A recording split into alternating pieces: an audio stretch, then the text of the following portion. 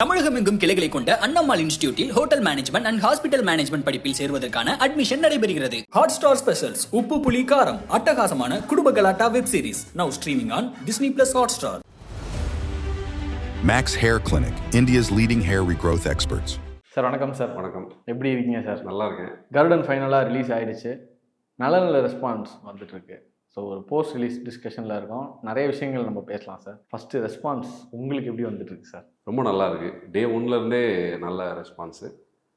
எல்லா சைட்லேருந்தும் குறிப்பாக பிஎன்சி சென்டர்ஸ்லேருந்துலாம் எனக்கு டிஸ்ட்ரிபியூட்டர் சைட்லேருந்துலாம் ஃபோன் பண்ணாங்க. திருநெல்வேலி இதில் இருந்தெல்லாம் விருதுநகர் இங்கே எல்லாமே ரொம்ப நல்லா போயிட்டுருக்கு. மக்கள் கூட்டமாக தியேட்டருக்கு வர்றாங்க அப்படின்றது வந்து ரொம்ப கேட்குறதுக்கு ரொம்ப சந்தோஷமாக இருக்குது. களம் வந்து அந்த சைடில் இருக்கிறதுனால அந்த பிஎன்சிக்கான அந்த ரெஸ்பான்ஸ் வந்து ரொம்ப அதிகமாக வருதுன்னு நினைக்கிறீங்களா? ஆமாம், கண்டிப்பாக. ஏன்னா என்ன ஜானர் நம்ம என்ன மாதிரியான படங்கள் ஒரு இப்போ ஏ சென்டர் படம்னா ஏ சென்டருக்கான டார்கெட் இருக்கும் இல்லையா. பட் இந்த மாதிரியான கிராமத்து படங்களுக்கு அவங்களோட படமாக ஓன் பண்ணிப்பாங்க. அதனால கூடுதலாக நமக்கு பிஎன்சியில் நல்ல ரிசப்ஷன் இருக்கும். பட் ஆஸ் அ டிரெக்டராக நீங்கள் வந்து எழுதும்போதே இது பிசிக்கு தான் ஒர்க் ஆகுன்றது உங்களுக்கு நல்லாவே தெரியுமா சார்? இல்லை, கதையாக இது ஒரு பிசி சம்மந்தம், அதாவது அந்த பிசின்னு நமக்கு இப்போ கிடையாது. இருந்தாலும் ஒரு டவுன் சவுத்தில் இருக்கிற ஒரு ஊரில் நடக்கக்கூடிய ஒரு கதைன்னா நாங்கள் செட் பண்ணது. ஏன்னா இந்த கதையினுடைய தேவையிலேயே அது இருந்துச்சு. அப்படின்னும் போது அதை அந்த இதுக்கும், ஆனால் இது ஒரு ஃபிலிம் லாங்குவேஜ் ஆகட்டும், ஏ சென்டர் படமாகவும் இது ப்ரெசென்ட் பண்ணணும். இது வரைக்கும் வந்த ஒரு அந்த மாதிரி ஒரு பிஎன்சி படமாகவும் அப்படி போயிடக்கூடாது. ஃபிலிம் லாங்குவேஜ்லேருந்து எல்லாமே நம்ம ஒரு ஏ சென்டர் படமாகவும் இது இருக்கணும் அப்படின்ற கான்ஷியஸோடு தான் இந்த கதையை அப்ரோச் பண்ணோம். டு பி ஹானஸ்ட் வந்து இது வந்து ஒரு ப்ரெடிக்டபிளான ஸ்டோரி. என்ன பண்ண போகுது, என்ன நகர போகுது அப்படி நீங்களுமே நிறைய இடங்களில் சொல்லியிருந்தீங்க. ப்ரெடிக்டபிள் அப்படின்றப்போ ஒரு டிரெக்டராக நீங்கள் எழுதும்போதே உங்களுக்கு ஒரு சிக்கல் வரும். என்னடா அது ப்ரெடிக்டபிளாக இருக்குது. ஏன்னா நிறைய ட்விஸ்ட் அண்ட் டர்ன்ஸோடு இருக்கணும் தான் அந்த பேனா பிடிக்க ஆரம்பிக்கிறது. அப்படின்றப்போ உங்களுக்கு ப்ரெடிக்டபிள்னு வந்துருச்சுன்னா உங்களுக்கு ஏதாவது ஒரு இடத்துல பிரேக் ஆகும். இது கொஞ்சம் வேறு மாதிரி கொண்டு போகலாமா அப்படின்னு, இல்லை ஸ்க்ரீன் பிளேவாக அதை ட்ரீட் பண்ணிடலாம் அப்படின்றத அவங்களோட தாட்டாக இருந்துச்சா? இல்லை, நீங்கள் ப்ரெடிக்டபிளாக தான் நான் முன்னாடியே நம்ம பேசுன மாதிரி உண்மையாக இருந்ததுன்னா கதை ப்ரெடிக்டபிள்ன்றது நமக்கு இதாக இருக்காது. உங்களுக்கு எமோஷன்ஸ் கனெக்ட் ஆகிடுச்சுன்னா நீங்கள் ப்ரெடிக்டபிள் இல்லாத கதைகள் வந்து உங்களுக்கு என்ன சொல்லணும்னா வாட் நெக்ஸ்ட் ஃபேக்டர் மட்டும்தான் கொடுக்குமே தவிர எமோஷனல் கனெக்ட் வந்து உங்களுக்கு அதில் கொண்டு வர முடியாது. அதில் ஒரு சிக்கல் இருக்குது. ப்ரெடிக்டபிளான ஸ்டோரிஸ் என்னென்னா உங்களுக்கு எமோஷனலாக கனெக்ட் ஆகும். ஏன்னா அந்த மொமெண்ட்டும் கரெக்டாக அந்த கேரக்டர்ஸும் அந்த களமும் நம்ம கூட செட் ஆயிடுச்சுன்னா அந்த எமோஷன்ஸ் வந்து நமக்கு கேரி ஆகும். இப்போ நாங்கள் நினச்சது என்னென்னா இதுதான் கதைன்னு ஃபிக்ஸ் பண்ணிட்டோம். இதை சிம்பிளாகவும் வச்சுக்கிட்டோம். முடிஞ்ச வரைக்கும் சொல்லும் விதத்தில் நான் அதை எப்படி ட்ராமடைஸ் பண்ணுறது, அதை எப்படி ட்ராமா பண்ணுறதுன்றது என்னோட ஒரு சேலஞ்சு. அதை தாண்டி எமோஷனலாக எப்படி கனெக்ட் பண்ண போகிறோம், இது ரெண்டாவது சேலஞ்ச். ஸோ இப்படி தான் நான் அந்த டெம்ப்ளேட்டு நீங்கள் சொல்கிற அந்த இதை வந்து நான் இப்படி தான் கடக்க ட்ரை பண்ணுறேன். எனக்கு சாதாரணமாகவும் ஒரு இப்போ அந்த அப்பத்தா கேரக்டர் வந்து ஒரு டைலாக் பேசுவாங்கல்ல, ஒரு கண்ணா கண்டண்டா இந்த மாதிரி நடக்க போகுதுரா, இதை நீங்கள் வந்து இதுதான் யுக்தின்ற நான். எனக்கு வந்து நீங்கள் நடக்க போகுதுன்னு எல்லாருக்கும் தெரியும், இதுதான் நடக்க போகுதுன்னு தெரியும். பட் அந்த கேரக்டரை பேச வைக்கிறது மூலமாக அங்கே ஒரு ட்ராமா கிரியேட் பண்ணுறது மூலமாக ஏன்னா ஆடியன்ஸை வந்து நான் ஒரு கியூரியாசிட்டியை நான் பில்ட் பண்ணுறேன். நீ என்னமோ நடக்கும்னு நினைக்கிறல்ல, அதான் நடக்க போகுது. பட் நான் அதை எப்படி சொல்ல போகிறேன் பார்த்துக்கோ, பயங்கரமாக சொல்லிடுவேன் அப்படின்ற மாதிரி நம்ம ஒரு பீடிகை போடுறதால அப்படி தான் ஷார்ட் டிவிஷன்ஸும் ஏதோ ஒன்று இதுதான் நடக்க போகுது. ஆனால் எப்போ நடக்கும் நீங்கள் சொல்லுங்கள். சசிகுமார் இந்த படத்தில் இறந்துருவாருன்னு கூட நீங்கள் நினச்சிக்கங்க. எப்படி நான் கொல்ல போகிறேன், எந்த இடத்துல நான் கொல்ல போகிறேன், டக்குன்னு கூட நான் கொல்லுவேன், நீங்கள் தயாராக இருங்க அப்படின்னு நான் சொல்லிட்டேன்னா அப்படி நீங்கள் எல்லா சீன்ஸையும் எப்படி பார்ப்பீங்க? ஏதோ இடத்துல சாக போகிறான் தெரியும், கதை ஓகே, பட் எங்கே கொல்ல போகிறான்ற இன்ட்ரெஸ்ட் இருக்குல்ல, எப்படி சாக போகிறாங்க, என்ன மாதிரி இவங்க பண்ண போகிறாங்க. அப்புறம் நம்ம கதையினுடைய ஃப்ளோவில் நம்பகத்தன்மை, கேரக்டர்ஸ் மேலே நம்பகத்தன்மை வர அந்த மொமெண்ட் என்ன மாதிரி இருக்கும், எப்படி இவங்க எக்ஸ்பிரஷன்ஸாக எப்படி இருக்கும், உண்மையிலேயே அப்படி நடந்தால் நம்ம என்னது அதில் இன்ட்ரெஸ்ட் போயிடும்ன்ற நான். வெறும் நீங்கள் சொல்கிறது வெறுமனே மேட்டர் ஆஃப் ஃபேக்ட். ஆனால் ஒரு படம்ன்றது ஒரு வாழ்க்கை, ஒரு மனிதர்கள், அந்த மனிதர்களை நம்மளோட பழக போது அந்த மனிதர்களுக்குள்ளே இப்படி ஒன்று நடக்கும் பொழுது அந்த எமோஷன்ஸ் எப்படி இருக்கும் நம்ம கேரி ஆயிடுவோம் அப்படின்ற ஒரு நம்பிக்கையில் தான் இதை வந்து அட்டன் பண்ணோம். சொக்கனுக்கு எதாவது ரெஃபரன்ஸ் கொடுத்தீங்களா? எனக்கு வந்து பிதாமகனில் விக்ரம் சாரோட லைட்டாக ஒரு பாடி லாங்குவேஜ் தெரிஞ்சுது. ரெண்டு விஷயம். இது என்னென்னா குமரேசன் வந்து ஒரு அதிகார இதுக்குள்ளே வரம்புக்குள்ளே செயல்பட முடியாமல் இருக்கிற ஒருத்தன், அதை வந்து அவர் புரிஞ்சுக்கிட்டு பண்ணார். வெற்றி சார் அவருக்கு டீச் பண்ணார். இது வந்து வாழ்க்கையில் எல்லாரும் பார்க்கக்கூடிய ஒரு விஷயம். எல்லாருமே இப்போ சூரி சாரும் ஒரு சின்ன கஷ்டப்பட்டு ஒரு சாதாரண நிலையில் நம்மளை எல்லாரும் வேலை வாங்கக்கூடிய நிலையிலேருந்து தான் எல்லாருமே ஒரு லெவலுக்கு வந்திருப்போம் இந்த மாதிரி வர்றவங்க.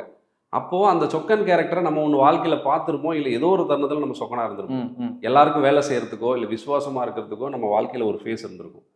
அதனால சூரி சாருக்கு அதை விட இதில் ரிலேட் பண்ணிக்கிறதுக்கும் ஐடென்டிஃபை பண்ணிக்கிறதுக்கும் எனக்கு பெட்டராக இருந்துச்சோன்னு நான் நினைக்கிறேன். ஓகே. ஏன்னா ரூரலாக ஊருக்குள்ளே நான் தான் சொன்னேன், ஒரு பூசாரி கேரக்டரை பற்றி சொன்னால சொன்னார். எல்லாரும் எட்டி உதச்சி அவனை வேலை வாங்கி 364 நாள் அவனை வேலை வாங்குறாங்கன்னா அந்த கேரக்டர் அவர் சொல்கிறார் இல்லையா, அப்போ அவனை பற்றி அவர் பார்த்துருக்காரு. அப்போ அப்படி ஒருத்தான்னும் போது அவர் மேபி அந்த மாதிரிலாம் நினச்சிருக்கலாம். ஈஸியாக அவரால் ரிலேட் பண்ணிக்க முடிஞ்சுது. ஒரு வேலைக்காரன் இப்படி தான் இருப்பான், நாய் மாதிரி எல்லா வேலையும் செய்வான் அவன் அப்படின்னா ஒரு ஆக்டருக்கு அது ஈஸியாக வந்துடும் இல்லையா, அது அந்த லைஃப் தெரிஞ்ச ஒருத்தங்களுக்கு. அப்படி சூரி சாருக்கு அது வந்துருச்சு.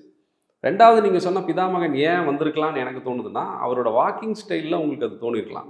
அதை எப்படி நாங்கள் கிராக் பண்ணோன்னா, ஐ மீன் ஒரு தியேட்டர் ஆர்டிஸ்ட் ராஜேஷ் பாலச்சந்திரன் ஒருத்தர் இருக்கார். அவர்கிட்ட ஒரு சின்ன ஒரு டிஸ்கஷன் நடந்தது எனக்கும் சூரி சாருக்கும். இந்த கேரக்டர் ரிலேட்டடாக என்ன மாதிரி நான் இம்ப்ரூவ் பண்ணலான்னும் போது, எனக்கு வந்து இந்த கேரக்டர் ஒரு டாக், ஒரு நாய். அவன் அந்த நாயோட குவாலிட்டி இவனுக்கு இருந்தால் நல்லாயிருக்கும், அப்போ என்ன பண்ணலாம் அப்படின்னும் போது அவர் தான் ஒரு ஐடியா கொடுத்தாரு. ஜென்ரலாக டாக்ஸை நம்ம எப்படி சொல்லுவோம் அப்படின்னா, கையை எப்படி வச்சா டாக் இல்லையா. அப்போ சொக்கனோட ஆக்டிவிட்டி எல்லாமே நாங்கள் வந்து கையை அவன் இப்படி வச்சு நடக்க மாட்டான், ஃப்ரண்ட்டில் எப்படி வைப்பான், கை டாக் இப்படி இருக்கும், அவனோட இது இப்படியும் இருக்காது, ஒரு மாதிரி அந்த ஒரு அதான் கையை இப்படி வச்சுக்க சொல்லிட்டோம். ஸோ தட் உங்களுக்கு என்ன ஆயிடுச்சுன்னா, பிதாமகனில் விக்ரம் சார் ஆக்சுவலி இப்படி தான் வருவார். மேபி இப்படி இருந்த கை இப்படி வந்ததுனால உங்களுக்கு அந்த இது தோணிருக்கலாம். மோஸ்ட்லி ஒரு ஓடி வர்ற ஒரு இடம், எனக்கு அந்த குழந்தை நோக்கி அவர் ஓடி வருவார்ல, அந்த இடத்துல நாங்கள் கரெக்ட் பண்ணோம் அதை. ஆக்சுவலி அவர் இப்படி ஓடி வந்துட்டார். பார்த்தோன்னே எங்களுக்கே ஐயோ பிதாமகன் மாதிரியா இருக்கு, என்ன இப்படி ஓடி வந்துட்டீங்க, இல்லைன்னா கையை இப்படி வச்சு ஓடி வந்தேன், இல்லை கம்மி பண்ணுங்க அப்படின்னு சொல்லிட்டு அந்த ஷார்ட்டை ரீடூ பண்ணோம். ஸோ மேபி உங்களுக்கு அது ஞாபகம் வர்றதும் இந்த ஃப்ரெண்ட்ஷிப் ஆங்கிளும் அதுக்கான ரிவெஞ்சும் வரும்போது உங்களுக்கு அது அந்த மாதிரி இருக்குன்னு தோணிருக்கலாம். பட் இப்படி தான் நாங்கள் இதை இந்த கேரக்டருக்கான ஸ்கெட்சை இது பண்ணணும். இஃப் நாட் சூரி, சொக்கன் யார் பண்ணியிருப்பா இல்லையா, அதை கேட்டிங்களா? இல்லை, ஏன்னா இந்த கதையை நான் அவரை வச்சு தானே எழுதி. ஆமாம். ஓகே. இனிஷியலாக மீட்டிங்கே அப்படி தானே நடந்துச்சு. விடுதலையோட போஸ்ட் ப்ரொடக்ஷனில் நான் எடிட் சைடில் இருக்கும்போது ட்ரெயின் சீக்வன்ஸ் நான் ஒர்க் பண்ணியிருக்கும்போது ஒரு நாள் அவர் வந்தார். நான் அந்த ஒரு சீக்வன்ஸ் மட்டும் சாரோட எல்லாருமே வந்திருந்தோம் அந்த டைமில். அப்போ நானும் சூரி சாரும் மீட் பண்ணி பேசிக்கிட்ட ஒரு சின்ன ஒரு மொமெண்ட் இருந்தது. அதுக்கப்புறமா நான் எடிட்டிங்கில் நாங்கள் எல்லாரும் ஜென்ரலாக வெற்றி சாரோட உட்காந்து எடிட்டில் எல்லாரும் பார்த்து டிஸ்கஸ் பண்ணிட்டு இருப்போம். அந்த டைமில் சூரி சாரும் நானும் பேசிகிட்டு இருந்திருக்கோம். அதுக்கப்புறமா எனக்கு ஒரு ஃபோன் வந்தது விடுதலை ரிலீஸ்க்கு முன்னாடி. அப்புறமா தான் நம்ம இந்த படத்தை பற்றி நாங்கள் பேச ஆரம்பித்தோம். சூரி சார் சொன்ன ஒரு கேரக்டர் எனக்கு ரொம்ப பிடிச்சிருந்தது. ஒரு கோயில் பூசாரியை பற்றி ஒன்று சொன்னார். அந்த கோயில் பூசாரி வந்து 365 நாளும் 364 நாளும் எல்லாரும் வந்து ஒரு வேலைக்கார மாதிரி ரொம்ப காலில் எட்டி உதைக்காத குறையா அவங்ககிட்ட எல்லாரும் வேலை வாங்குவாங்க, எல்லா வேலையும் சொல்லுவாங்க. ஆனால் ஒரே ஒரு நாள் அந்த ஊரோட திருவிழா அன்றைக்கி அவன் தான் பூசாரி, அவங்ககிட்ட 90 வாங்குறதுக்கு எல்லாரும் க்யூவில் நிற்பாங்க அப்படின்னு ஒரு கேரக்டர் சொன்னார். எனக்கு அந்த கேரக்டரோட அந்த 2 தன்மை இருக்குல்ல, அது எனக்கு ரொம்ப பிடிச்சிருந்தது. ஸோ இப்படி எல்லாராலையும் ஒரு நாய் மாதிரி நினைக்கக்கூடிய ஒரு தனக்குள்ளே இப்படி ஒரு அவன் அன்னைக்கு என்ன நினைப்பான் மனசுக்குள்ளே, எல்லாருக்கும் 90 கொடுக்கும்போது அவன் என்ன நினைப்பான், இப்படி ஒரு கேரக்டருக்குள்ளே 2 டைமென்ஷன் நல்லா இருக்கு இந்த கேரக்டரு. அப்புறம் எல்லாருக்கும் வேலை செய்கிற ஒருத்தன் அப்படின்றதுல அந்த கேரக்டருக்குள்ளேயும் அதை கேட்கும்போது எனக்கு சூரி சாருக்கு அது ஃபிட்டின் ஆகும்னு தோணுச்சு. அதை எப்படி கதையாக மாற்றலான்னும் போது தான் நான் இப்போ சொன்ன மாதிரி ஒரு கர்ணனுடைய பர்ஸ்பெக்டிவ் மாதிரியான ஒரு ஸ்டோரி எனக்கு மைண்டில் வந்துச்சு. ஸோ சூரி சாருனால் தான் இந்த கதையை. நான் நிறைய பேர்கிட்ட பேசும்போது இந்த விடுதலை சம்மந்தப்பட்ட அந்த ட்ரெயின் சீக்வன்ஸுக்கு மட்டும் அவரோட டைரக்டர்ஸ் நிறைய பேர் ஒர்க் பண்ணாங்க, அவரோட அசிஸ்டன்ட்ஸ் வந்தாங்க, சினிமாட்டோகிராஃபர்ஸ் நிறைய பேர் ஒர்க் பண்ணாங்கன்னு சொல்கிறாங்க. உண்மையாக எத்தனை பேர் ஒர்க் பண்ணீங்க? நான் சார்கிட்ட ஒர்க் பண்ண எல்லாருமே வந்துருந்தோம் அந்த டைமில். சார் எல்லாருமே கூப்பிட்டுருந்தாரு. இல்லை அதாவது இப்போ டிரெக்டராக இருக்கிற எல்லாருமே? ஆமாம். இவர் நம்ம மதிமாறன் செல்ஃபி பண்ண மதிமாறன் இருந்தாப்புல, டானாக்காரன் பண்ண தமிழ் இருந்தார், மணி சார் மணிமாறன் வெற்றி சாரோட அவர் இருந்தார். அப்புறம் நம்ம இன்னும் 2-3 டைரக்டர்ஸ் சார் கூட ஒர்க் பண்ணவங்க, அவரோட ஃப்ரெண்ட்ஸ் எல்லாருமே இருந்தாங்க. எல்லாரும் சேர்ந்து தான் அந்த சீக்வன்ஸ் எக்ஸிக்யூட் பண்ணோம். எதனால அந்த பர்டிகுலர் சீக்வன்ஸ்க்கு அவ்வளோ பேர் தேவைப்பட்டாங்க? ஏன்னா அது ஒரு மெனக்கடல் எங்களுக்கு அவுட்ல நல்லா தெரிஞ்சுது. ஒரு லென்த்தி ஷாட்டு, அதுக்குள்ளே இவ்வளோ விஷயங்கள் நடக்கணும் போது நாங்கள் எல்லாத்தையுமே பிரிச்சுக்கிட்டோம். ஃபஸ்ட்டு ஒரு செக்மெண்ட் வந்து ஒருத்தர் அதை எக்ஸிக்யூட் பண்ணணும், இன்னொருத்தர் அதை எக்ஸிக்யூட் பண்ணணும். இப்படி ஒவ்வொரு செக்மெண்ட்டுக்கும் கேமரா சேஞ்ச் ஆகணும், மேலே போகணும், ட்ரெயினுக்குள்ளே போகணும், ட்ரெயின்லேருந்து வெளியில் வரணும், அங்கேருந்து மேலே ஏறணும் போது எல்லாத்தையும் ஒருத்தர் கோஆர்டினேட் பண்ண முடியாது. ஸோ செக்மெண்ட்டாக பிரிச்சுட்டு ஒரு 10 பேர் 10 செக்மெண்ட்டுக்கான இன்ஸ்ட்ரக்ஷன்ஸை எந்த செக்மெண்ட்டில் பிரச்சனையோ அங்கே போய் அட்ரஸ் பண்ணணும். இப்படி இந்த 10 செக்மெண்ட்டையும் கோஆர்டினேட் பண்ணி இருக்கிற வேலை நான் செஞ்சேன். மொத்தத்தையும் கண்ட்ரோல் பண்ணுறது மானிட்டரில் உட்காந்து வெற்றி சார் பண்ணார். ஸோ இப்படி அதை பிரிச்சுக்கிட்டு பண்ணதுனால எங்களுக்கு அதுக்கே ஒரு 13 நாள் கிட்ட தேவைப்பட்டுச்சு. 14வது நாள் தான் நாங்கள் அந்த ஷார்ட்டை கம்ப்ளீட் பண்ண முடிஞ்சுது. ஸோ அதனால் அதில் அவ்வளோ உழைப்பு தேவைப்பட்டுச்சு. வெற்றி சார் படங்களில் நீங்கள் ஸ்க்ரீனில் பார்க்குறத விட பிஹைண்ட் த ஸ்க்ரீன் இன்னும் பயங்கரமான ஹார்ட் ஒர்க் இருக்கும். ஆடுகளத்தில் ஆரம்பித்து நமக்கு ஸ்க்ரீனில் வர்றதை தாண்டியும் அவ்வளோ எஃபர்ட்டு, அவ்வளோ இன்ட்ரெஸ்ட் அவருக்கு இருக்கும். அதே மாதிரி தான் நம்மளும் அங்கே வேலை செஞ்சாகணும். நீங்கள் ஸ்க்ரீனில் வர்றதை தாண்டி அங்கே அவ்வளோ ஹார்ட் ஒர்க் போடணுன்ற மாதிரி தான் இருக்கும். அப்புறம் சார் வந்து சேஞ்ச் பண்ணிக்கிட்டே இருப்பார். நீங்கள் இப்போ படங்கள் எப்படி அவர் ஐடியாஸ், அவர் ஸ்கிரிப்ட் லாக் ஆகிட்டா கூட படம் ரிலீஸ் ஆகிற வரைக்கும் அவர் ஒர்க் பண்ணிக்கிட்டே இருப்பார். ரிலீஸ் அன்றைக்கி முதல் நாள் ஒரு கரெக்ஷன் தோணுதுனா கூட அதை பண்ணணும்னு நினைப்பார். அதே மாதிரி ஷார்ட்டுக்குள்ளேயும் அவர் க்ரியேட்டிவாக இருப்பார். நீங்கள் இப்போ ஜென்ரலாக நம்ம ஷார்ட் எடுக்கும்போது பேப்பரில் எழுதிட்டு வந்து ஷார்ட் எடுக்க போகிறோம், அவர் வந்து ஒரு மாதிரி ஒரு க்ரியேட்டிவ் அர்ஜோடயே இருப்பார். இந்த ஷார்ட் இப்படி பண்ணலாமா, இல்லை இது இப்படி பண்ணுவோம், ஒரு டேக் போனதுக்கப்புறம் இது இப்படி பண்ணலாம் இப்படின்னு அவருக்கு தோணிக்கிட்டே இருக்கும். அப்போது இவ்வளோ பெரிய ஷார்ட்டை நம்ம கம்போஸ் பண்ணும்போது சிங்கிள் ஷாட்டில் அவர் எவ்வளோ இம்ப்ரூவ் பண்ணியிருப்பார் ஷார்ட். அப்படிங்கும்போது அவ்வளோ ஆட்கள் நமக்கு தேவைப்படுறாங்க. எனக்கு என்னென்னா, ஒரு 5 படங்கள் எடுத்த ஒரு டிரெக்டர், ஒவ்வொரு படமும் ஏதோ ஒரு கேட்டகரியில் ஏதோ ஒரு பெரிய பெரிய ரெகக்னேஷன் வாங்கின ஒரு டைரக்டரோட படத்தில் அவர் வந்து கூப்பிட்றாரு, எனக்கு ஹெல்ப்புக்கு இவ்வளோ பேர் வேணும், என் கூட ஒர்க் பண்ண எல்லா டேரக்டர்ஸும் வாங்க அப்படின்ற அந்த கால் வந்து எதனால் எடுக்கிறாரு? ஒரு டிரெக்டராக நீங்கள் ஆன்சர் பண்ணலாமா? இல்லை, இது ஏன் எடுக்கக்கூடாதுன்றதான் என்னோட ஆன்சர். ஏன்னா நாங்கள் எல்லாம் எனக்கு இது நல்ல இனிஷியேட்டிவா, குட் இனிஷியேட்டிவ், ஆனால் இது நிறைய பேர் பண்ணுறதில்ல. எனக்கு தெரிஞ்சு மேபி இந்தியன் 2ல் கூட சாரோட அசிஸ்டன்ஸ் நிறைய வசந்தபாலன் சார்லாம் ஒர்க் பண்ணியிருக்காங்க, நான் கேள்விப்பட்டிருக்கேன். அதே மாதிரி இது மேபி இது ஒரு இப்போதான் இங்கேருந்து ஆரம்பிக்குதுன்னு கூட நம்ம வச்சுக்கலாம். இல்லை, நீங்கள் இன்னும் முன்னாடி பிசி சாரை எடுத்துக்கலாம். பிசி சாரோட அசிஸ்டன்ஸ் வந்து எல்லாம் பெரிய பெரிய கேமராமேன்ஸாக இருப்பாங்க. ஓகே.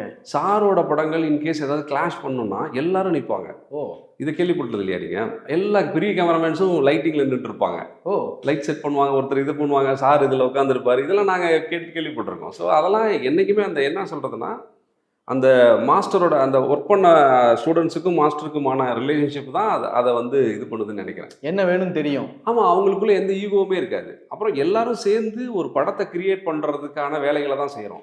இதில் அவர் டைரக்டர், நான் கோ டைரக்டர், அசிஸ்டன்ட்ன்ற பேரியர்ஸ் வந்து நாங்கள் அசிஸ்டண்ட்டாக ஒர்க் பண்ணும் போதே இல்லை அப்படின்றது தான் இங்கே நீங்கள் பார்க்கணும்.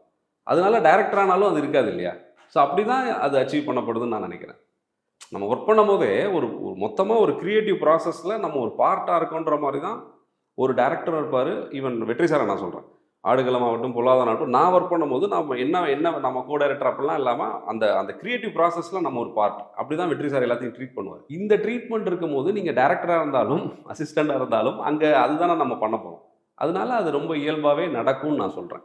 ஓகே. ஸோ அந்த மாஸ்டர் அந்த யாரை கேப்டனோ அவங்களோட கேரக்டரும் அவங்க எப்படி எல்லாரையும் இன்ட்ராக்ஷன்ஸ் என்ன மாதிரி இருக்குது, அவங்களோட ரிலேஷன்ஷிப் எப்படி இருக்குன்றதை பொறுத்து இது நடக்கிறதுல எந்த தயக்கமும் இருக்காதுன்னு தான் நான் நினைக்கிறேன். எப்படி சூஸ் பண்ணுவார் ஒரு அசிஸ்டண்ட்டை? நீங்கள் எப்படி போய் ஜாயின் பண்ணீங்க? நான் வந்து ஆக்சுவலி நான் பாலமேந்திரா சார்கிட்ட லாஸ்ட் அசிஸ்டண்ட்டாக இருக்கும்போது அவர் அசோசியேட் டைரக்டர். ஸோ அப்போ இருந்து நாங்கள் எங்கள் 2 பேருக்குள்ளேயும் ஒரு சிங்க் இருக்கும். நாங்கள் தான், அவர் பேட்டில் இருப்பார், நான் கிளாப்பில் இருப்பேன் ஃபஸ்ட் படம். ஸோ என்ன நம்பர்ஸ் கிளாப்பில் போகணுன்றதெல்லாம் நாங்கள் 2 பேரும் பேசிப்போம். அடுத்த படத்தில் நான் எடிட்டிங்கில் இருப்பேன், அவர் கோ டைரக்டராக இருந்தார். நான் ஒரு இதில் கூட சொல்லியிருந்தேன், சார் கொஞ்சம் உடம்பு சரியில்லாமல் அந்த டைமில் இருந்தார் இல்லையா பாலமேந்திரா சார். அப்போது ஸ்ட்ரெயிட் நேரேட்டிவில் ஸ்கிரிப்ட் இருந்தது, ஒன்லைன் ஆர்டர். ஒரு குறிப்பிட்ட போர்ஷன் ஷூட் பண்ணிட்டோம். சார் ஹாஸ்பிட்டல்லேருந்து வீட்டுக்கு வந்துட்டு திரும்ப ஷூட்டிங் இந்த வேலைகள்லாம் ஆரம்பிக்கிற டைமில் நானும் வெற்றி சாரும் உட்காந்து அதை வந்து சாரோட முன்னாடி படம் நிரீக்ஷனான ஒரு கன்னட படம் இருக்குது, யாத்ரான்னு ஒரு மலையாள படம் இருக்குது மம்முட்டி சார், அதில் பேக் அண்ட் ஃபோர்த்தில் இருக்கும் படம், நான் லீனியராக இருக்கும். எங்களுக்கு சேம் இதே மாதிரி கைண்ட் ஆஃப் ஸ்டோரி தான் அது. நாங்கள் 2 பேரும் என்ன பண்ணிட்டோம்னா, நாங்கள் அடிக்கடி எனக்கும் சாருக்குமான டிஸ்கஷன் அந்த ஃபார்மை பற்றி இருக்கும். கண்டென்ட்டை தாண்டி கதையை எப்படி சொல்லலாம், எப்படி புதுசாக ஒரு ஃபார்மில் சொல்லலாம் இப்படின்றத பற்றின டிஸ்கஷன்ஸ் எங்கள் 2 பேருக்குள்ளே இருக்கும். ஸோ சாரும் நானும் அவரோட நானும் சேர்ந்து அதை ஒன்லைனே மாற்றிட்டோம். பாலமேந்திரா சாருக்கு தெரியவே தெரியாது. அவர் பார்க்கும்போது என்னடா பேக் அண்ட் இப்படி இருக்கு, இப்படியா நம்ம ஒர்க் பண்ணியிருந்தோம் அப்படின்னு கேட்டார். ஆமாம் சார், இப்படி தான் நம்ம ஆர்டர் பண்ணோம் கடைசியா அப்படின்னு நாங்கள் சொல்லிட்டோம். ஸோ இந்த சிங்க் இருக்கு இல்லையா, இது வந்து எனக்கும் அவருக்குமானது அங்கே ஒர்க் பண்ணும் போதே.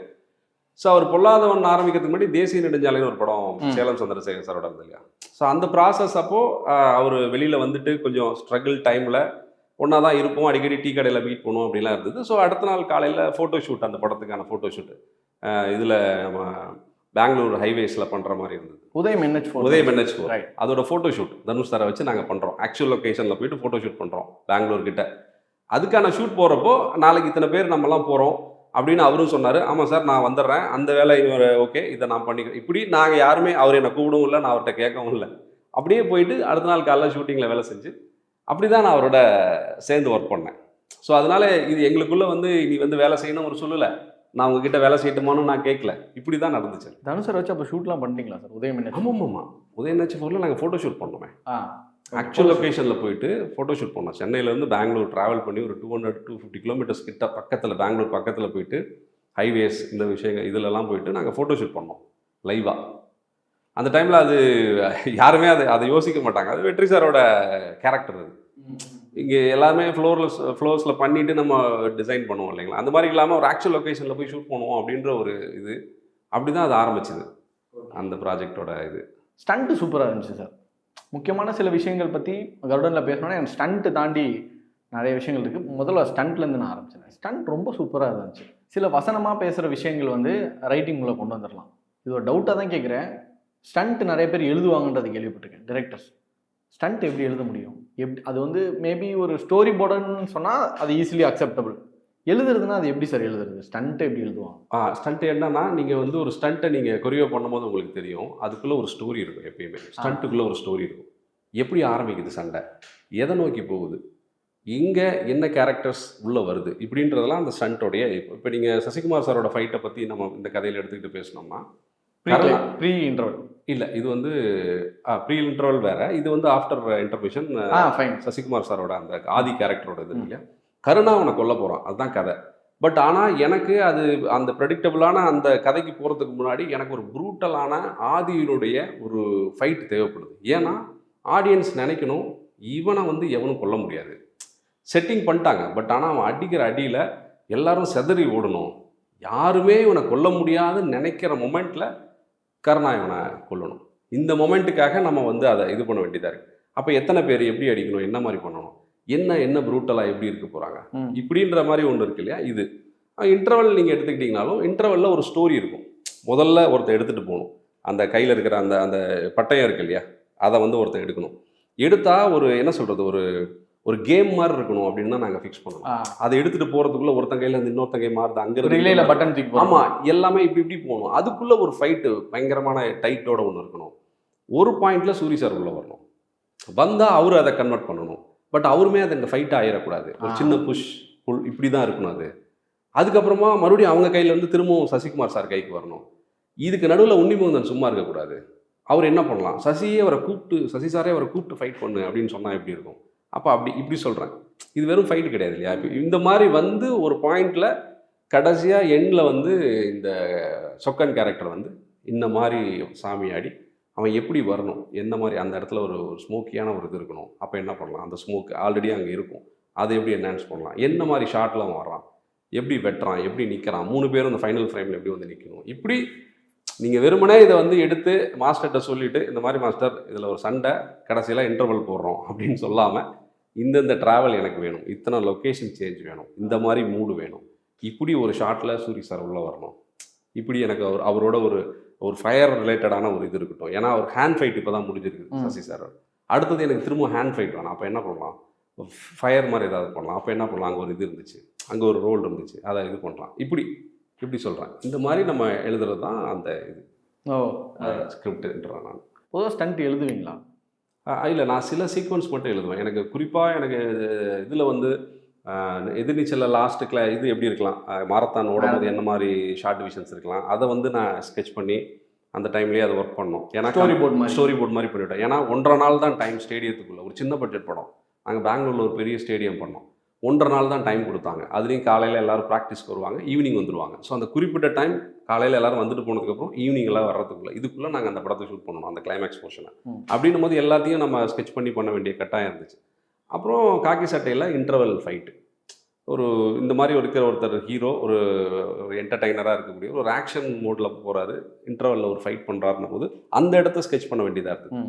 அப்புறம் பட்டாஸில் நான் எல்லாமே எனக்கு ஆல்மோஸ்ட் அந்த அடிமுறை பற்றின டெக்னிக்ஸ்லாம் நானே உள்வாங்கி அப்படி அதை கொஞ்சம் இது பண்ண வேண்டியதாக இருக்குது. இந்த படத்தில் என்னென்னா ஷார்ட் பை ஷார்ட் இதெல்லாம் நான் என்னென்னா எழுதிட்டு மாஸ்டர்கிட்ட சொல்லிவிட்டு நான் வெயிட் பண்ணுவேன் அவங்க என்ன நமக்கு கொடுக்குறாங்க அப்படின்னு. பட் இந்த படத்தில் ஒரு மகேஷ் மேத்யூவோட இது ஈஸியாக பழகிற தன்மை எனக்கு முன்னாடியே அவரை தெரியுன்றதுனால ஷார்ட் பை ஷார்ட் நாங்கள் வந்து அவர் எங்கூட பேசி எனக்கு வந்து ஃபைட்டாக இல்லாமல் அதுக்குள்ளே ஒரு கதையும் ஒரு கேரக்டரும் சேர்ந்துருக்கணும், ஒவ்வொருத்தர் பண்ணுற ஃபைட்டுமே அந்த டிஃப்ரென்ஸ் இருக்கணும், அந்த ரானஸ் இருக்கணும் ஃபைட்டில் அப்படின்னு ஷார்ட் பை ஷார்ட் அவரும் நானும் டிஸ்கஸ் பண்ணி அதை எடுத்தோம்.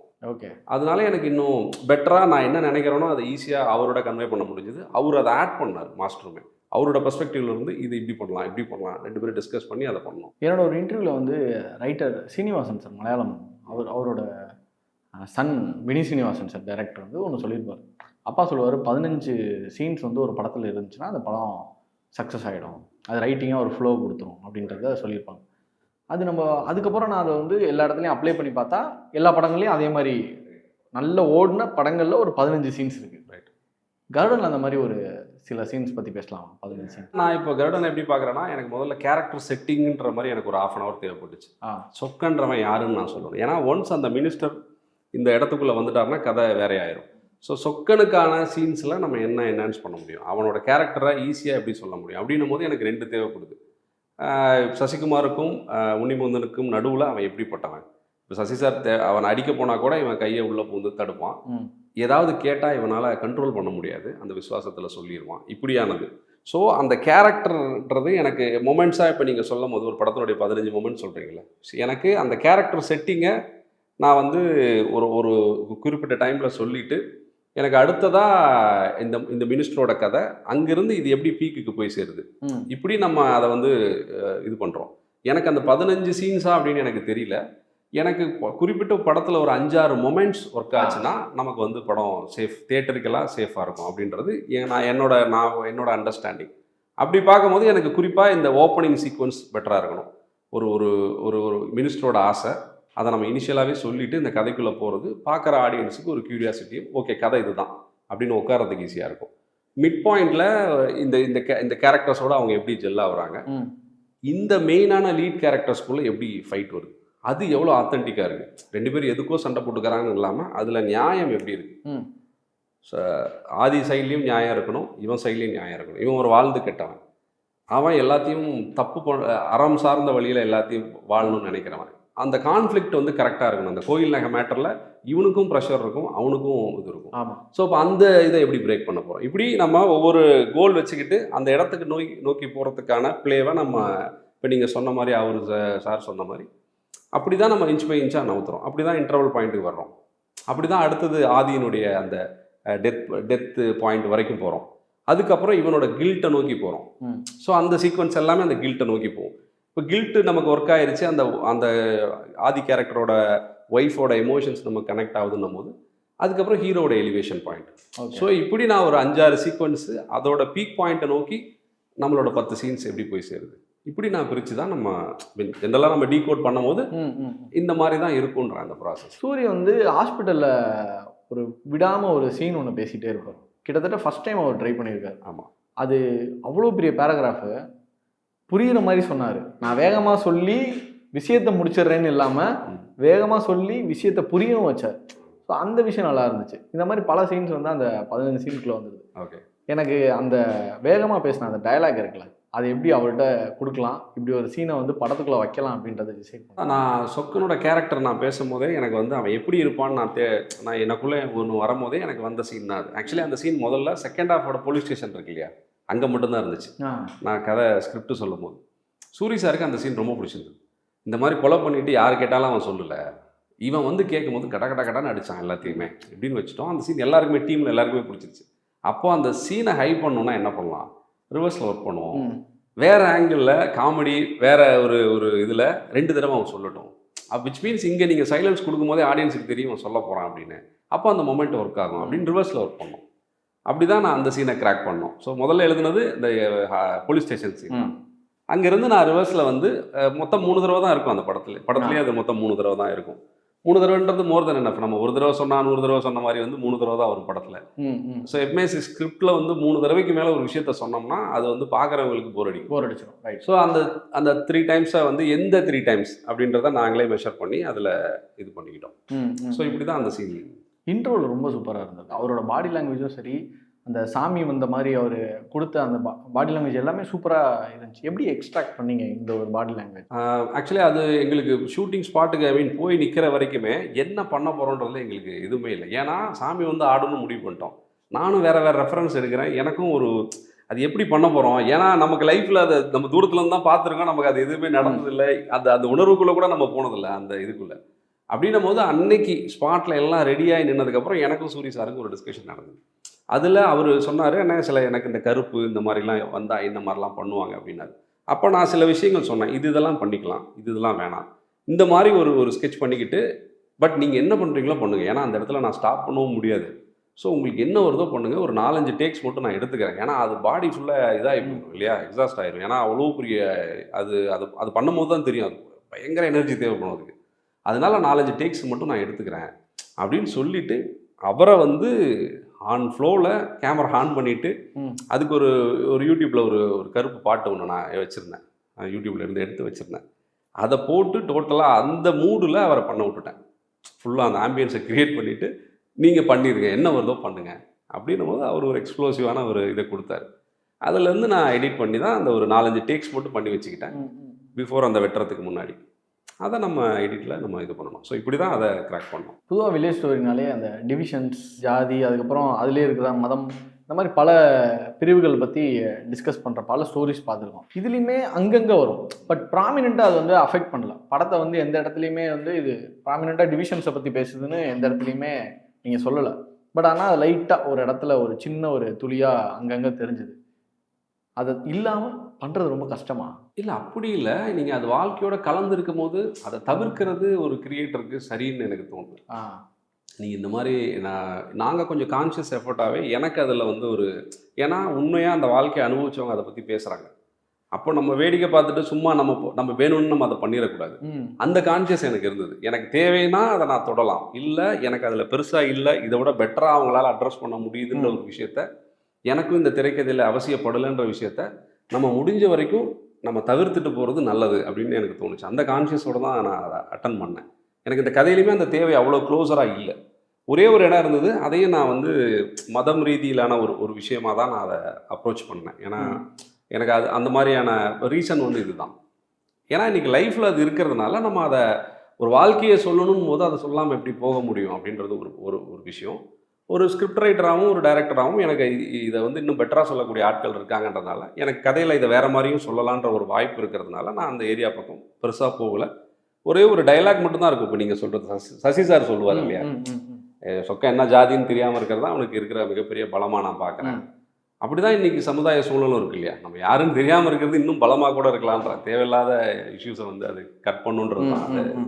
டாகோட ரெஃபரன்ஸ் ரொம்ப நல்லா இருந்துச்சு. கடைசியாக வந்து எல்லாரும் பார்க்கும்போது நாயே எவ்வளோ பரவாயில்ல போல, அந்தளவுக்கு தான் ஒரு அந்த கன்க்ளூஷன் இருக்கும் படத்தில். அந்த கன்க்ளூஷன் பார்த்தா டாக் வந்து மச் பெட்டர் தென் ஹியூமன் பீயிங்ஸ் அப்படின்றது தான். ஏன்னா அவன் அப்படி தானே சொல்லுவான், நாயா இருந்தவன் கடைசியாக மனுஷனா மாறி மனுஷனா மாற்றிட்டேன். ஆமாம், டாக் வந்து நம்மளோட பெட்டரான அண்டர்ஸ்டாண்டிங்கோட இருக்குன்ற மாதிரி நம்ம சொல்லணுன்ற ஒரு அந்த இது ஃப்ளோலியே அது வந்துச்சு அந்த வசனம்.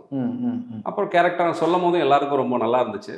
இந்த எப்படி நான் சொக்கனை கன்க்ளூட் பண்ணுறது, கடைசியாக நான் சொக்கனை எப்படி ஃபினிஷ் பண்ணுறதுன்னும் போது சிம்பிளாகவும் இருக்கணும்னும் போது எனக்கு இந்த லைன் பெட்டராக இருந்துச்சு. அதனால நான் அதை உள்ள வச்சேன். டிரெக்டருக்கும் ரைட்டருக்கும் இருக்கிற மிகப்பெரிய டாஸ்க் வந்து யாரோட பெர்ஸ்பெக்டிவ்லேருந்து இந்த கதை நகரப்போகுது, இல்லை யார் வந்து இந்த கதையை சொல்ல போகிறா அப்படின்ற ஒரு விஷயம் இருக்குது. இப்போ சமுத்திரகனி சார் தான் வந்து சொக்கனோட கேரக்டரைசேஷனை ஒவ்வொன்றா சொல்லிகிட்டே வருவார். நான் யாருன்னு அவன் பண்ண பல விஷயங்களை பார்த்து மேற்கொண்டு தெரிஞ்சுக்க ஆரம்பித்தேன் அப்படின்னு சொல்லி அவரோட பெர்ஸ்பெக்டிவ்ல சொக்கனை எப்படி பார்க்குறாரு, இல்லை சசிகுமார் சாரை எப்படி பார்க்குறாங்க அப்படின்னு பெர்ஸ்பெக்டிவ் எப்படி டிசைட் பண்ணுவீங்க? இப்போ நீங்கள் கேரக்டர்ஸை ஃபீல் பண்ணும்போது நமக்கு இப்போ இந்த கதையை சொல்லும் பொழுது இதில் ஒரு போலீஸ் இருக்கணுன்றது கட்டாயம். ஏன்னா கொலையும் பழிவாங்கலும் இதுவும் நடக்கும் பொழுது அங்கே ஒரு போலீஸ் இருக்கணும். இல்லைனா நம்ம அந்த கதையில் காட்டலைன்னா ஆடியன்ஸ்க்கு வந்து நம்பகத்தன்மை போயிடும். அப்போ அந்த போலீஸ் எப்படிப்பட்டவன், ஒரு நல்லவனாக இருக்கணுமா கெட்டவனாக இருக்கணுமா, அவன் இந்த ரோலுக்குள்ளே என்ன ப்ளே பண்ணுவான்? ஏன்னா அவன் எதையுமே தடுக்க முடியாது இங்கே இந்த கதையில். ஏன்னா கதை அது போக்கில் போய்கிட்டே இருக்கும். ரிவெஞ்ச் பண்ணுற வரைக்கும் நம்ம கதை நிற்கக்கூடாது இல்லையா. அப்போ போலீஸ்காரன் உள்ளே இருந்தானா அவன் என்ன பண்ணுவான்? ஒரு கெட்ட போலீஸாக காட்டுறதுல எனக்கு பெருசாக உடன்பாடு இல்லை. அப்போது ஒரு ப்ராக்டிக்கல் போலீஸ் எப்படி இருப்பான்? இப்போ விசாரணையில் இருந்த அந்த முத்துவேல் அந்த கேரக்டர் தான் எனக்கு அந்த மாதிரி ஒரு சிஸ்டத்துக்குள்ளேருந்து ஒருத்தன் அவனால் சரின்னு சொல்ல முடியாது, தப்பையும் தடுக்க முடியல, இப்படி ஒரு கேரக்டராக இருந்தால் எப்படி இருக்கும் அப்படின்னும் போது அவனை நான் உள்ளே எடுத்துகிட்டு வரேன். அவனை என்ன கதைக்குள்ளே நான் என்ன சொல்கிறதுனா அவன் தான் இந்த கதையை முடிச்சு வைக்கிறான். அந்த கேரக்டர் தான் அவன் தான் சொக்கனுக்கான இதையும் சொல்லி விடுறான். யார் அந்த ஆயுதத்தை வச்சு இவனை வந்து அந்த அதிகாரத்தை வச்சு இவனை இது பண்ணாங்களோ அதே ஆட்களுக்கு திரும்பவும் இவனுக்கு உட்பட்ட அதிகாரம் மூலமாக அவங்கள திரும்பவும் அந்த மினிஸ்டர்ஸையோ அந்த ஹையர் அஃபீஷியல்ஸையோ இவன் வந்து கொஸ்டின் பண்ணுறான். அதுதான் எண்டு. ஸோ ஒரு டோட்டாலிட்டி கொடுக்கறதுக்கு நான் அந்த கேரக்டரை யூஸ் பண்ணிக்கிட்டேன். ஸோ அப்படி தான் நான் இந்த இதில் தான் நான் இந்த கதைக்குள்ளே அந்த கேரக்டரை எடுத்துகிட்டு வரேன். ஒரு போலீஸ் வேணும், அந்த போலீஸ் எப்படி இருக்கணும், அந்த போலீஸை எப்படி பயன்படுத்தலாம், அப்புறம் அந்த டோட்டாலிட்டியை அந்த போலீஸ் கொடுத்தா நல்லா இருக்குமே, இப்படி தான் அந்த கேரக்டர் வந்து நம்ம டிசைன் பண்ணுறோம். இந்த கதையில் நீங்கள் எல்லாருக்குள்ளேயும் ஒரு கிரே இருக்கும். ஈவன் சொக்கன் கூட ஒரு கிரே தான். அவன் வந்து சசிகுமார் அந்த ஆதி கேரக்டரோட டெத்தை வந்து வெளியில் சொல்ல முடியாமல் ஒரு கில்ட்டோட இருக்கான் இல்லையா, எல்லாருக்குள்ளேயும் ஒரு கிரே ஷேட்ஸ் இருக்குது. ஆதியும் நல்லவன்னு சொல்லிட முடியாது. அவன் நிறைய வெட்டு குத்து இப்படிப்பட்ட ஒரு விஷயங்களுக்குள்ளே போய் பிடிவாதமாக அறம் சார்ந்த வாழ்க்கையை எந்த சூழ்நிலையிலும் விட்டு கொடுக்காம இப்படி நிறைய ஒரு ஒரு என்ன சொல்கிறது, ஒரு ப்ராப்பர் ஒயிட்டுன்னு இங்கே யாருமே கிடையாது அப்படின்றது அதை எடுத்துகிட்டு வர்றது தான் திரைக்கதையில் மிகப்பெரிய சேலஞ்சுன்னு நான் நினைக்கிறேன். அப்படி தான் சமுத்திரகனி சார் கேரக்டரும் நம்ம ட்ரை பண்ணுறோம் அந்த இதுக்குள்ளே வைக்கிறதுக்கு. ஒரு டைம் சொல்லுவாங்க அந்த 2 வாரம் வந்து ஒரு படம் ஆமாம் தியேட்டர் ஆக்குபென்சியோட ஓடிடுச்சுன்னா சக்ஸஸ். உங்களை பொறுத்த வரைக்கும் எது சார் சக்ஸஸ்? என்னை பொறுத்த வரைக்கும் பெரும்பாலான மக்கள் இல்லை பாக்ஸ் ஆஃபீஸா இல்லை வந்து மக்களோட இதுதான் நான் சொல்கிறேன். ஏன்னா ரிவ்யூஸ்ன்றது ஒவ்வொருத்தருக்கும் ஒரு பெர்ஸ்பெக்டிவ் இருக்கும். அப்புறம் நம்ம என்ன நம்மளோட ஐடியாலஜியோட அந்த ஸ்கிரிப்ட் ரைட்டரையும் சேர்த்து நம்ம ஒன்று யோசிப்போம். மக்கள் அப்படி கிடையாது. ஸ்க்ரீனில் பார்த்துட்டு அவங்களுக்கு பிடிச்சிருக்குன்னா கொண்டாடிடுவாங்க, அவ்வளோதான். அந்த மாதிரி மக்களை, பெருவாரியான மக்களை சந்தோஷப்படுத்துச்சுன்னா அந்த படத்தினுடைய வெற்றின்னு நான் நினைக்கிறேன். பாலுமேந்திரா சார் சொல்லுவார், ஒன்ஸ் மக்கள் ரெஜிஸ்டர் இதாகி படத்தினுடைய ரிப்போர்ட் நல்லா வருது, மக்கள் ஓகேன்னு சொல்லிட்டாங்கன்னா அதுக்கப்புறம் அந்த படத்தை பற்றி எந்த விமர்சனமும் சரியில்லை, அது வந்து அது இன்வேலிட். அது ஏன்னா நீங்கள் எடுக்கிறதே அந்த மக்களுக்கான படம் தான். மக்கள் ஒன்று ரசிக்கும் போது கொண்டாடும் பொழுது மற்ற எதை பற்றி நீ கவலைப்பட வேணான்ற மாதிரி அவர் ஒன்று சொல்லுவார். அப்படி தான் நான் பார்க்குறேன். மக்கள் ஒரு 100 பேர் 1000 பேர் தியேட்டரில் இருக்காங்கன்னா ஒரு 700 பேர் 800 பேர் படம் நல்லா இருக்குன்னு நமக்கு சொல்லிட்டாலே நம்மளோட வெற்றி, நம்மளோட டார்கெட் அதுதான். அந்த மக்களை சந்தோஷப்படுத்துறதுக்கு தான் நம்ம படம் எடுக்கிறோம். அவங்களோட நம்ம கனெக்ட் ஆகிட்டோம்னாலே அது எனக்கு அதை தாண்டி வேறு ஒன்றும் இல்லை. இதுதான் எல்லாருக்குமே நினைக்கிறேன் நான். கிட்டத்தட்ட உங்கள் கெரியர் ஆரம்பித்து 12 வருஷம் ஆயிடுச்சு. ரொம்ப மினிமலான படங்கள் தான் நான் பண்ணியிருக்கேன் அப்படின்றது உங்களுக்கு தோணியிருக்கேன் நினைக்காது? இல்லை, டெஃபினட்டாக இல்லை. ஏன்னா எத்தனை படம்ன்றதை விட குவான்டிட்டியை விட குவாலிட்டி முக்கியம். பட் நான் அந்த குவாலிட்டியில் படம் எடுத்திருக்கேன் நான் சொல்ல வரல. என் அளவில் நான் தொடர்ந்து இப்போ இயங்கிட்டு தான் இருக்கேன். குறிப்பாக அந்த 3 படங்கள், முதல் 3 படங்களும் அடுத்தடுத்து நடந்தது. அவ்வளோ குயிக்காக பண்ணேன். 12லேருந்து 16க்குள்ளே 3 ஃபிலிம்ஸ் பண்ணேன். அப்புறம் ஒரு படத்துக்கு பட்டாசு கடைசியாக கொஞ்சம் டிலே ஆச்சு. இது கோவிட்னால ஒரு 3 இயர்ஸ் எல்லாருக்குமே வந்த ஒரு பிரேக் மாதிரி. அப்போ தான் நான் படம் முடிச்சிருந்தேன் 2020. ஸோ அதுக்கப்புறம் கோவிட்னும் போது நீங்கள் ஸ்டார்ட் பண்ணுறதுக்கே டைம் ஆகும்ல. ஒரு படம் அண்டர் ப்ராசஸில் இருக்கிற போது நீங்கள் அதை ப்ரொசீட் பண்ணுறது டைம் எடுக்கலாம். இனிஷியலாக நம்ம ஒரு ஸ்கிரிப்டோ இல்லை ப்ரொடக்ஷன் கம்பெனியோடய பேச ஆரம்பிக்கிறதுக்கே எனக்கு 2 வருஷம் ஆகிப்போச்சு. அப்புறம் அதிகாரம் ஒரு படம் ஒரு 1 இயர் ஒர்க் பண்ணிவிட்டு ஸ்கிரிப்ட் ஒர்க் பண்ணேன். ஸோ அதனால் எங்கேயும் நான் வேலை செய்யாமல் இல்லை, வேலை செஞ்சுக்கிட்டே இருக்கிறதுனால எனக்கு அந்த இது வரவே இல்லை. Thank you so much. கருடன் பற்றி நிறைய விஷயங்கள் பேசுனீங்க. ரைட்டிங்காகவும் சரி, அதோட ஆர்க் பற்றியும் இன்னும் டீட்டெயில்டாக பல விஷயங்கள் பேசுனீங்க. Thank you so much. Thank you so much. Thank you. தமிழகம் எங்கும் கிளைகளை கொண்ட அண்ணம்மாள் இன்ஸ்டிடியூட்டில் hotel management and hospital management படிப்பில் சேருவதற்கான அட்மிஷன் நடைபெறுகிறது. ஹாட் ஸ்டார் ஸ்பெஷல்ஸ் உப்பு புளி காரம் அட்டகாசமான குடும்ப கலாட்டா web series now streaming on Disney+ Hotstar. Max Hair Clinic, India's leading hair regrowth experts.